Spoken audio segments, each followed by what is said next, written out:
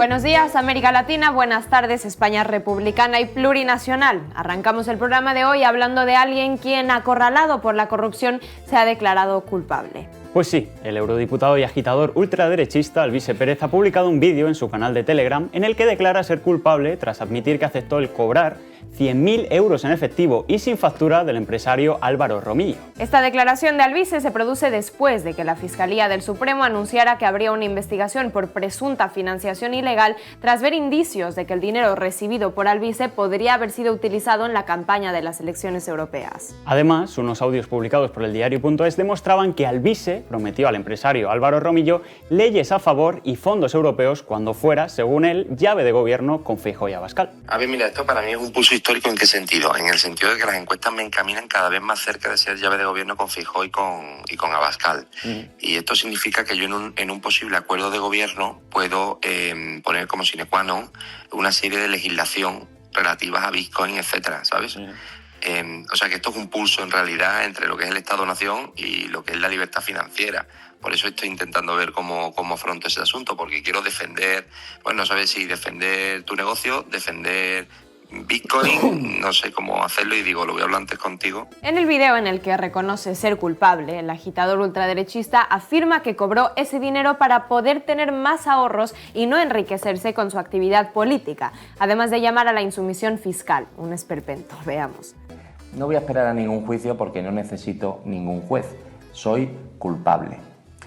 Culpable como autónomo que ha cobrado en efectivo un trabajo del que luego el Estado me saquea más de la mitad. Y que a veces cobrar una actividad legal de quienes no hacen factura es muchas veces la única salida que le queda a los trabajadores españoles. Acepté, y es verdad, cobrar esos honorarios privados, repito, privados, sin factura, para poder tener más ahorros con la finalidad de no enriquecerme por mi actividad política, que es lo que prometí públicamente. Cambiamos de tema porque hoy, 27 de septiembre, se está llevando a cabo la primera huelga general y jornada de lucha en solidaridad con Palestina en todo el Estado español. Así es, la solidaridad con Palestina y el Líbano es el eje principal de una jornada en la que, a través de la huelga y las movilizaciones en la calle, se exigirá al gobierno que rompa toda relación con el Estado genocida de Israel. A la movilización convocada por la Confederación General del Trabajo y la Confederación Sindical Solidaridad Obrera se han unido alrededor de 200 asociaciones y grupos políticos, ecologistas, feministas, de estudiantes y de solidaridad con Palestina. Para este viernes hay convocadas concentraciones, acciones, manifestaciones y actos repartidos por todo el territorio español en 58 localidades. En representación de uno de los sindicatos convocantes, el secretario general de la CGT en el País Valencià,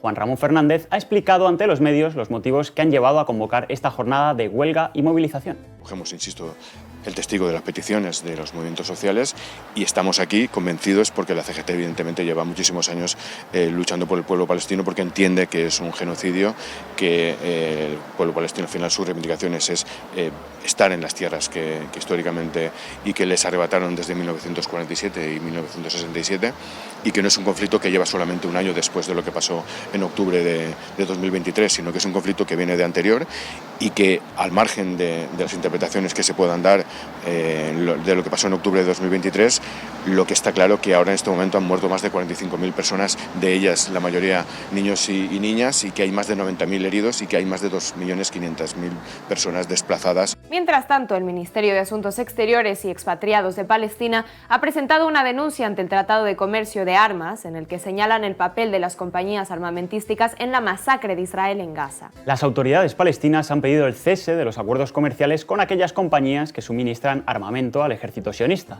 Entre las empresas que se señalan en la denuncia, 2 tienen contratos en vigor con el gobierno español. Mientras esto ocurre, el presidente Pedro Sánchez visibiliza la hipocresía del Ejecutivo español ante la Asamblea General de la ONU, afirmando que trabajar por la paz es una necesidad existencial. Un país defensor de instituciones como la Corte Internacional de Justicia, la Corte Penal Internacional, fundamentales para garantizar la paz, la seguridad y la justicia y la reparación de las víctimas.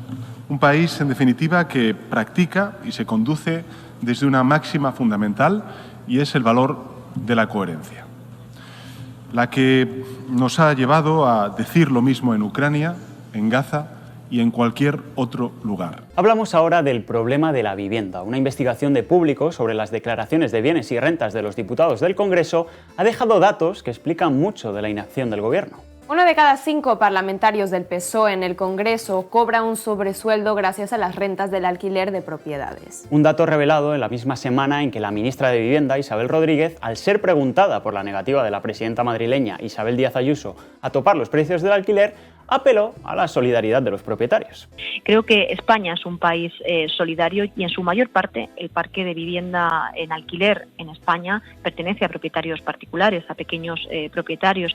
Yo lo que les pido es que se hagan cargo también de esta causa, de esta necesidad social y que valoremos esas rentabilidades en términos sociales. A raíz de estas declaraciones de la ministra, EH Bildu ha solicitado, junto con RC y BNG, que Isabel Rodríguez comparezca ante el Congreso para que explique la inacción del Gobierno ante el problema de la vivienda. En la declaración de bienes del Congreso también destaca otro dato, y es que el 33% de los diputados de Junts cobra rentas del alquiler. Recordemos que la semana pasada los posconvergentes tumbaron la iniciativa del sindicato de inquilinas para regular el alquiler de temporada. Nos vamos ahora hasta el Congreso, donde las negociaciones entre el Gobierno y Junts para lograr su apoyo para aprobar la senda de déficit siguen marcando la agenda y el devenir de la legislatura. Los posconvergentes han trasladado la propuesta al Gobierno de reservar 1/3 del límite total de déficit para las comunidades autónomas, otorgándoles un margen fiscal extra. O lo que es lo mismo, darle más fondos a las comunidades autónomas, la mayoría gobernadas por el Partido Popular, que ya conocemos sus políticas, menos servicios públicos y más regalos fiscales a los más ricos. A pesar de ello, todo apunta a que el acuerdo no llegará pronto porque el Gobierno esperará a que se celebren los congresos de Esquerra y Junts para ganar tiempo.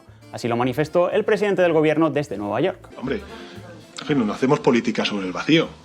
Nosotros evidentemente tendremos, como se ha hecho en otras ocasiones, que esperar no al Congreso, a los congresos de los socios parlamentarios que tenemos. Por su parte, la portavoz de Junts, Míriam Nogueras, advierte al Gobierno de que no darán su apoyo a cambio de nada.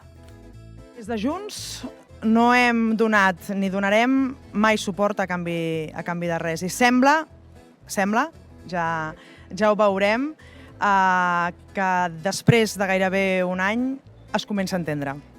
Si el Partit Socialista, si el PSOE, si Pedro Sánchez volen que passin coses diferents, han de fer coses diferents. El otro partido del Gobierno, Sumar, se muestra aún más optimista que el presidente Sánchez y esperan alcanzar un acuerdo no solo para el techo de gasto, también para los presupuestos. Así lo ha expresado el ministro de Cultura, Ernest Urtasun. Redoblando el diálogo con Junts y con el resto de fuerzas parlamentarias y por lo tanto ese diálogo que nosotros ya hemos dicho que tiene que ser intenso, va a fructificarse en los próximos días y esperemos que podamos alcanzar un acuerdo tanto para el techo de gasto como con los presupuestos. Desde el mismo espacio político, la diputada de Sumar por los Comuns, Aina Vidal, dice que diálogo sí, pero ultimátums no. Yo creo que no es una cuestión de ultimátums, creo que todo el mundo tiene que sentarse, hablar y llegar a un acuerdo, y creo que no son las formas más adecuadas para que eso proceda correctamente. La líder de Podemos, Yone Belarra, considera un error la propuesta de Junts y pide al Gobierno negociar con todos los grupos parlamentarios. Por tanto, me parece absolutamente un error catastrófico y que efectivamente los votos, tanto los votos de Junts como los votos de Podemos como los votos del resto de socios parlamentarios valen lo mismo. Así que con la nueva propuesta volveremos a estudiarla desde el principio y emitiremos nuestra opinión. En su batalla con Junts, el diputado de Esquerra Republicana, Gabriel Rufián, desmiente al presidente del Gobierno y considera una excusa retrasar el acuerdo del techo de gasto por el Congreso de su formación. O sea, mala. Decir que tiene que esperar, por lo menos hablo por nosotros y nosotras, no nos tiene que esperar ningún congreso para nada, sino que tiene que legislar ya. Como el PSOE abrió la negociación o reabrió la negociación del techo de gasto, pues como saben, nosotros hemos presentado nuevas demandas, ya está. Me parece irresponsable por su parte, lo hicieron así con un partido político, con un grupo parlamentario, y lo tienen que hacer con todos. La portavoz de EH Bildu, Merche Aizpurua, pide que se apruebe lo antes posible el techo de gasto y que dote de más capacidad a los ayuntamientos de todo el Estado. Sí, nosotros lo que queremos es que la senda de déficit tenga la mayor capacidad de gasto para nuestros ayuntamientos, para los ayuntamientos de todo el Estado. Creemos que es una buena oportunidad que no se puede perder y confiamos en que sea lo antes posible. Terminamos como cada viernes con nuestro reportero Willy Veleta, que se ha dejado todo esto en el tintero. Vamos a verlo. Hoy, la abogada de los retenidos y retenidas saharauis en Barajas. Me la voy a jugar. No sé quién es Mario. ¿Es este o es este? ¿Será este? ¿Quién es Mario? Mario. ¿Qué pasa? A ver, ¿qué quieres? El resumen lo voy a hacer solo con la abogada saharaui. Solo la abogada me parece muy bien. ¿Y este quién es?